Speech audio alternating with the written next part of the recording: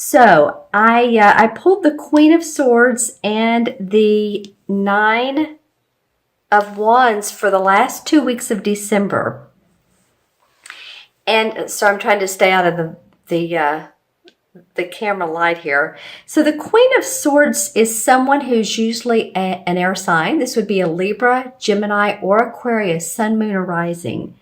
And she is someone who's very distinct in how she acts. She's analytical. She's a little sharp sometimes, a little sharp-tongued, but not really. I mean, she can be smooth around the edges. The swords just say that, she cuts through the BS.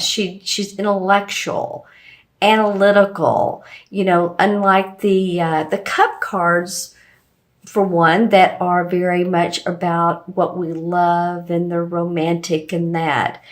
The swords they're different. They're about our thinking and our thought process. And then we have the Nine of Wands. And if you look at the way the cards lay out, it looks like she's giving him a helping hand. This guy has been through some battle here. So I don't know if for some of you Scorpios, if it's around your work, because the wands do in fact represent the work that we put out in the world, our passion. It represents the fire signs. So passionate about what you do. And maybe you've been having to stand up for yourself around that. I mean, it feels like he's guarding his babies here, right? And so this could either go one of two ways. She's either as an air sign or someone who's very, feels like possibly a boss. And this could be a man or a woman, by the way. So it could be a male boss, authority figure. Excuse me. It could be a judge handing down a court case resolution, something like that. And yet it feels like there's a little bit of guarding around that. So she's either on your side or because it feels like she's giving you a helping hand. But this guy here, he's like, I don't know. I don't know if I'm into what she's doing. He sort of backed off. So I don't know if someone, the air sign, it might be someone's wanting to help you and help you get to your, where you want to be with your job. Maybe your job is like, I don't know if I'm, doing the right thing, or if, if I'm having to cover for myself, cover hours for other people. People have not let you down, but you feel like you've let others down and you've really had to stand on your guard. So this queen could be, again, she could be helping you, or she could be more of a boss. So let me know in the comments below, Scorpio, too, who this court card is, because of course, not all of you are born on the same day, same hour, same minute. You know that. So she's not, or he, going to be the same for everybody. But let me know. Now, for the first 2 weeks of January, I have here the Five of Swords and the Ace of Pentacles. Completely different cards from each other. In fact, they're not even facing each other. While these two are facing each other and feel like they have a conversation going on, the Five of Swords is facing away. So it feels like maybe out of this standing up for yourself, you've had a battle of words. Again, because the swords represent our intellect, our thinking. And he's holding two of the swords, and two here and then a third one. And these other two have put theirs down, if you can see that. There you go. So it feels like that you all possibly have been through some conflict or holding your words back. We are in Mercury retrograde. Now, we're not going to be the first 2 weeks of January, but there is a shadow period. And Mercury goes back direct on, I want to say December 22nd, but we still have a 2-week shadow period.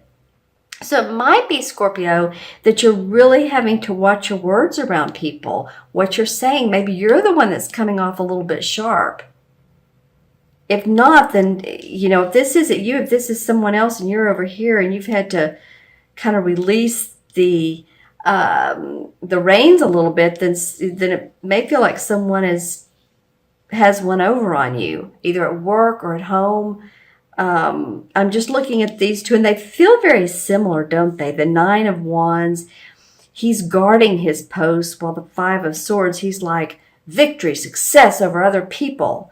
So I've said that very dramatically, but that's the feel of this particular card. Now he's facing away, which makes me happy, the Ace of Pentacles. And this is a really auspicious card.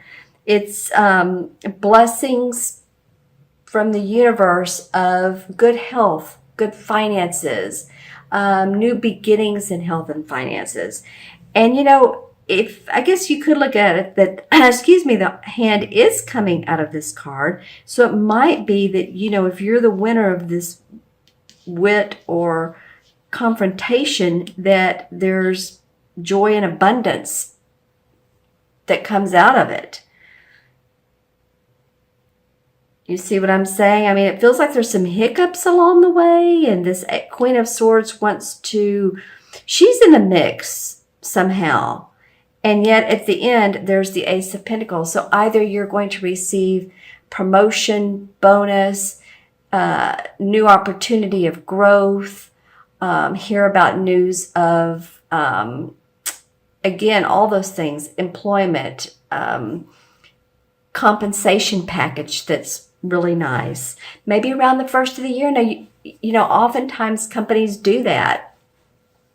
They will come up with new compensation programs. So if you're in sales, for instance, and you have a certain quota, maybe they'll, arrange the package to where you can make more money, or you feel like you can make more money. Or if you are on any project where the bottom line is what counts, then it feels like that you guys might be doing okay. It's the Ace of Pentacles. I love to see the Ace cards of any of the four suits. Okay, let's see what the transition card is that implicates one month to the other. What instigates this whole thing? Okay, this is the King of Pentacles. So this is an earth sign: Taurus, Virgo, Capricorn.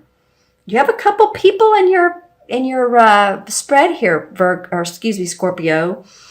And I said Virgo almost accidentally. So this, you all let me know again if this is a Virgo person. This is someone who's very good with money, takes care of their health. They're a master at the bottom line, at their finances. They have a good profit sheet. They're in the black. They're not in the red. You can see how he's dressed well. He has his castle back here, and he's dressed nicely, and he's not overweight or underweight. He takes care of himself. He's into fitness. So it might be that any of you all that have not been feeling well, that, by the mid of January, that you start feeling well, which would be great, because that oftentimes January, February can implicate more of the cold and flu season, but maybe you're getting past that. Or maybe this is a person who's helping you in your life, and they're dynamic. They're helping you structure your finances. They're giving you ideas on investing, stock markets, that sort of thing. Because I do feel like you come out really nice here towards the middle of January. All right. I'll look at the crystal and see what's up for Scorpio. Okay, Scorpio. Well, okay, this is a visual of, it looks, all right. This is a bird. It looks like both a pelican and a hawk.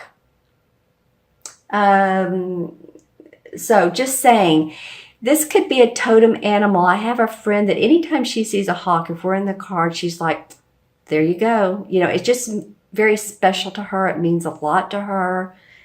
So you might want to Google the meaning of hawk and or pelican, because this looks like a long-beaked, possibly long-necked bird. This is not, it could be an ostrich. It could be, I'm just saying, if this means anything to any of you all, if you have totem animals, totem birds, all right? Okay, what else for Scorpio? I'm also seeing I guess what you would say, a spiritual or religious figure. And this is not from this particular time era. This is, or even close. This is from eons ago. This might be more like a Moses figure, a king figure, Jesus, someone like that who has that sort of leadership. Feels like there's someone who sacrificed, not a martyr, but someone who has sacrificed, but then led people to a bounty. So if you're studying spirituality, any of the masters, any of the Buddha yogis, any of that comes up in the particular crystal. So maybe you're going to meetups. You're talking to other people about those types of mystical things that are very fun. Okay, anything else for Scorpio? Well, I do see an opening for you to make a commitment. Now, you're going to have to make this fairly quickly so that you don't come out on bottom. I know this sounds odd, but I'm seeing you on top and on bottom, and yet there's a window of opportunity between both of these visuals. So if someone says, hey, you know what, I think you'd be great at, let's just say, putting together a thesis for me. I don't know where I got the word thesis, or a marketing program, or you'd be great on the computer at doing this or that. Think about that, Scorpio, because and I feel like this comes more in January. This might be an opportunity for you that makes you happy, that gives you a thrill. It's out of your usual work and into a different network is what I'm hearing. A different network that you haven't been associating with. And I do see a lot of green in this particular crystal. So green meaning the heart chakra. So maybe expressing how you feel, coming from the heart space. Again, watching this Mercury retrograde time, if you feel like sometimes you have a sharp tongue, or if someone is opinionated, it could be about work, it could be about relationships, it could be about politics, it could be, that gets a lot of people's feathers ruffled. So, just kind of go with the flow. It's all, for all of us, a good time to bite our tongue if we feel like people have other opinions and or comments than we do. Because, this Mercury retrograde does blow over, and we want to keep our family, friends, associates, co-workers are important. The relationship happy, right? Okay, so let's add up the cards, Scorpio. And there's 1 and 9 is 10. All the court cards are 1 plus the ace. 1 and 9 is 10. 11, 12, and 5 is 17. Well, 1 and 7 is 8. 8 is about abundance and affinity. Infinity. It could be affinity, but it's infinity. So, again, you guys might be really focused on how your bottom line's going to look. I kind of feel like that's coming up for you. What are you spending money on, I would say? How are you watching what you're spending money on? How are you saying, okay, well, I'm going to hire someone to clean, but I also want to get a massage. It's those types of things. And then 17 in the major arcana cards is it's the star card. And I want to go back a little bit to what I was just saying, watching your bottom line and how you're spending on each expenditure. Your balancing act for allocating different monies. Okay. All right. So this all adds up to the star card. and number 17 in the major arcana. And this is really a misunderstood card. If you'll remember, it's the card where it's a nude woman.